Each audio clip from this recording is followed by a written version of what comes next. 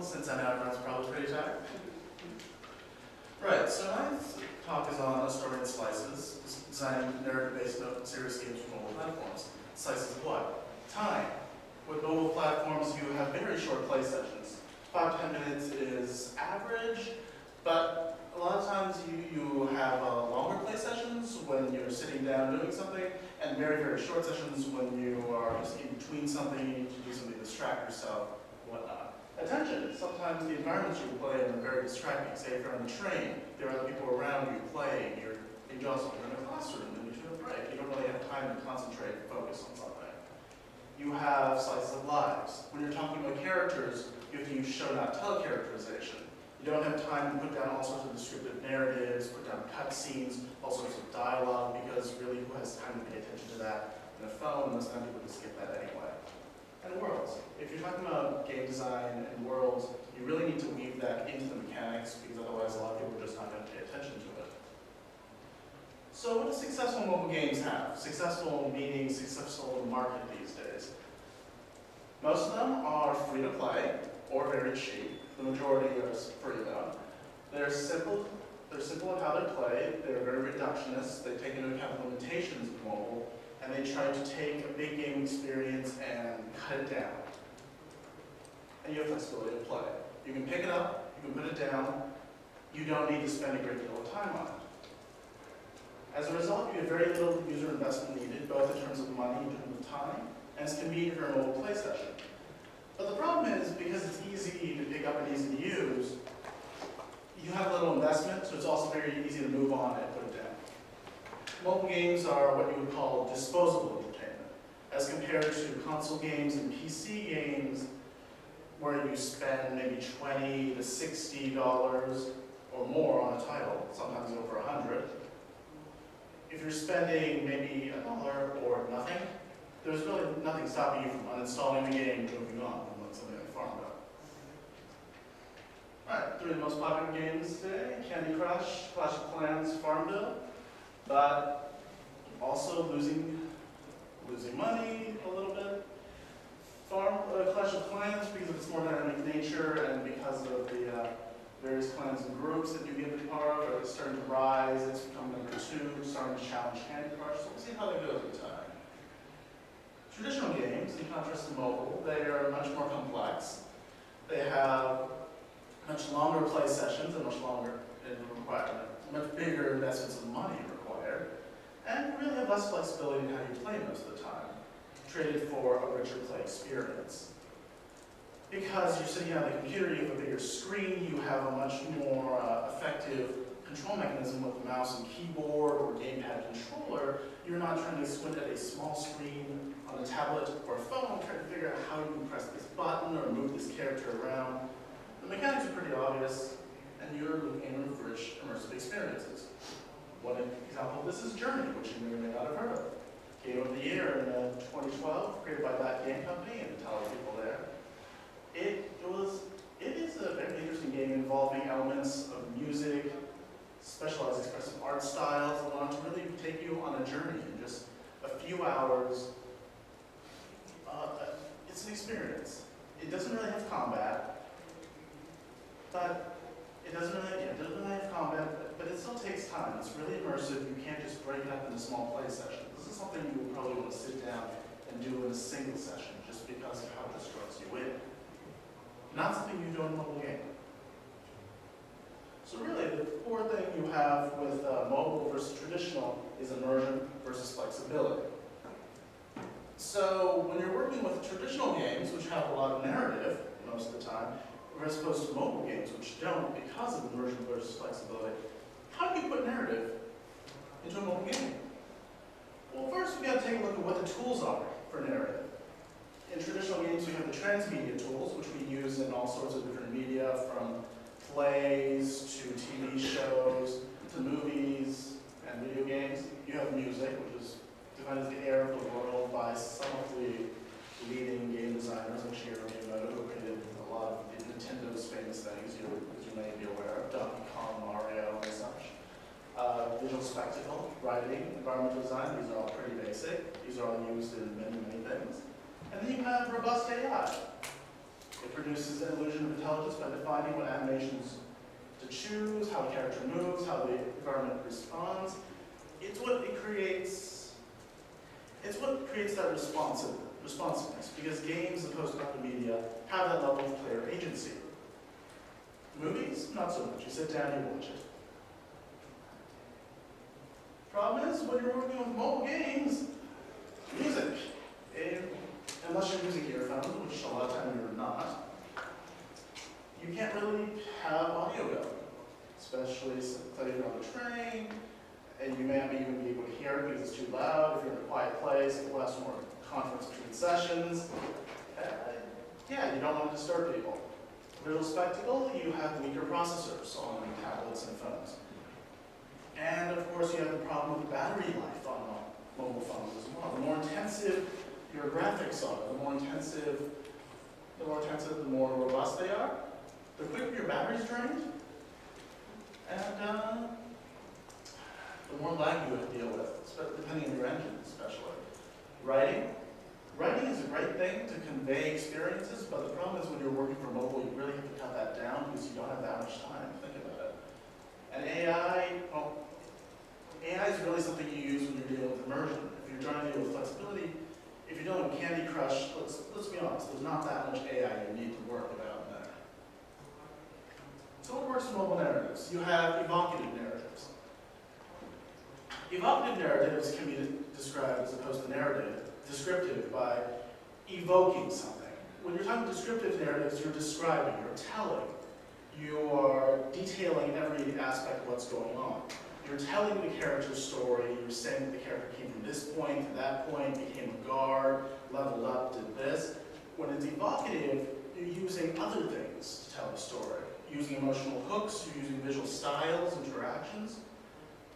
You try to use everything, the context, the art, the music, all your tools to get people to get a sense for what the character is, what the world is like, without having to lay it all out. Because in mobile, you don't have time to just sit down and tell people what they're doing, because games are disposable goods in terms of mobile. That's just the way the economics work. When you have a free game, it's easy to put down. So you've got to keep the momentum going. You've got to give a consistent voice. Let people fill in the nuances. That's evocative. 3 games that are great for that. Where's My Water, produced by Disney, where you have the alligator, which is designed very much like a Disney character. You can see very quickly, like, what's he after? Water. What are you trying to do? Get into water. Is he a mini crocodile? No. Cut the rope, which you may have heard of. Very simple one, where your aim is to cut the rope to get the candy into the creature's mouth. Do you care why he's there? Do you care who you are? No. Your point there is to make him happy. That's the short, bite-sized narrative there. And then you have Cannibals, which is one of the first infinite runners, where you're just trying to outrun the world just moving in on you. You don't know why you're there. You don't know why you're running. You just know that you have to keep running, and that creates a sense of tension. That, plus the art style being black and white, very dystopian, things breaking, a lot of times that's enough to show that kind of narrative. Well, let's serious games. What do we do in terms of that? Well, we have games like Sparks, which were designed for PC, which are very clinically effective, which, yeah, it's been shown that it can help treat depression, is more effective than working with the actual person sometimes, but when you port to mobile, it doesn't work. Why? Because it's designed to need a 30 to 45-minute play session. It takes about 5 to 7 minutes just to get started playing. On every single time you play, because it asks you questions about how you're feeling, gives you all the depression inventories, and no one wants to go through that before playing the game. I mean, yes, it's very effective. Yes, if you're playing it in a psychologist's office, that has some effect. But if your point is so that it can go to the general population, no one's going to play it. Both because of the content and because of how long it is, and because of the framing. Because if it's a game for depression, very few people are willing to want to play a game for depression if they don't think they're depressed. Let's contrast that with Zombies Run. which is by far one of the most popular, what you would call serious games, if you define that in terms of games for health. It was not positioned as a quote-unquote serious game. It was positioned as a game to make running fun. As you may or may not know, how many of you have played Zombies Run? Anyone? No? Well, okay, it's a game that you put into your phone. It tracks how much you're running, and while you run, it'll show you get to go on different missions, essentially. You get to go on different missions, pick up various items, outrun zombie hordes that come to get you. And the more you run, the more story you unlock, the deeper into the world you go. This one works in terms of narrative because it doesn't force you to play a certain way. It's augmenting something you're already doing. In that sense, it's not wasting your time. And it's framed in a good way. From us and from research, we find that framing is actually really important. Say you have a game that's presented almost exactly the same way. You have a game that's fun. You have a game that's an adventure, all this other stuff. But if you present it as an educational game, 20% of the given audience maybe wants to play it. If you present it as an adventure game, 95% wants to play it. It's the same game. You just label it differently. Educational game, terrible, terrible frame. It's like serious game is really terrible frame if you're trying to go for the mass audience. So, when you're talking about evocative narratives, mobile narratives, they start with framing, because the framing, how you present the game, that is the first thing people see about it. So what I've been working on lately, and people at the University of Pennsylvania, is a company called KINTEX, Journeys to the West. Immediately you can tell from the title that it has to deal with the journey. It probably has to do with Asian culture. It probably has to do with some spirituality stuff. And yes, it is actually an app that is designed for mental health treatment, which is why I talk about things like this. Mental health, reducing the incidence of depression on campus, but it's not billed as such. It talks about going on a journey, self-discovery, becoming a better person, and helping other people.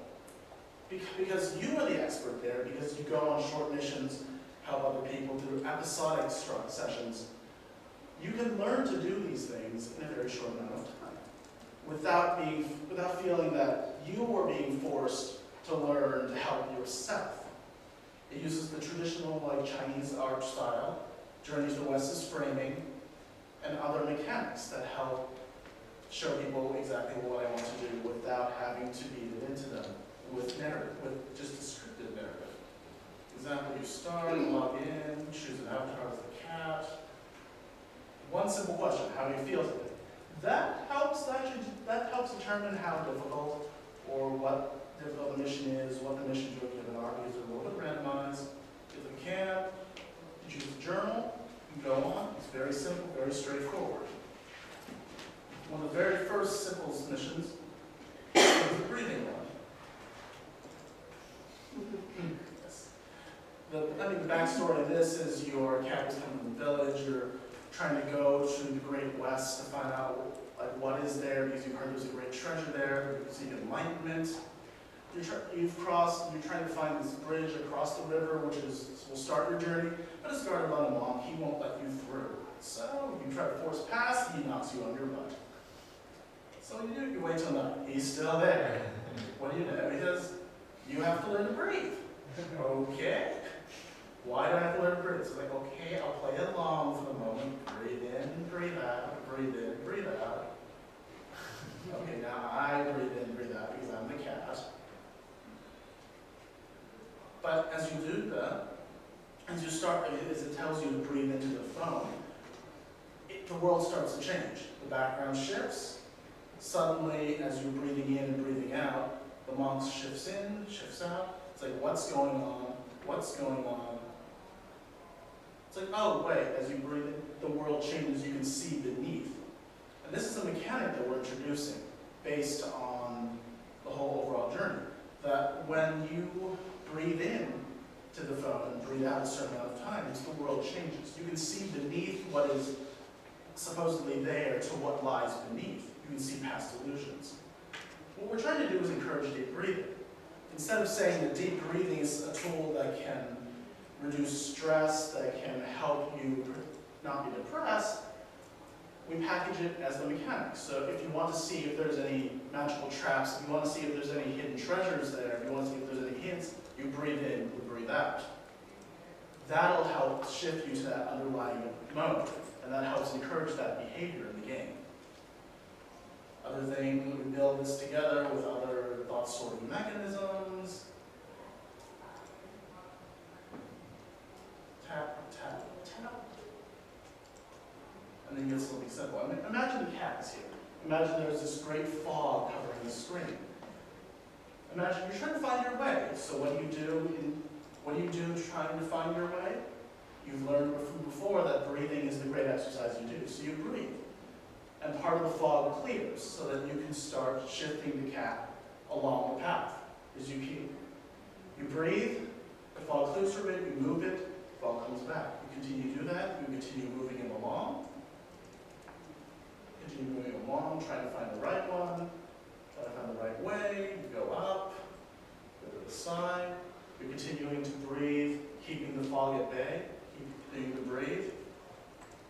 And eventually, you get a reward. You reach the dome, you get out. Simple episodic exercises like that are what we're using in this game to try to show you, to give an example of episodic narrative, evocative narrative that helps teach exercises without being overly blunt about what the exercises are, why you need to do them, helping the user learn from experience why they're helpful. Thank you.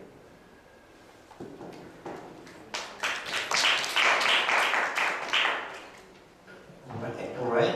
What else? You have any question?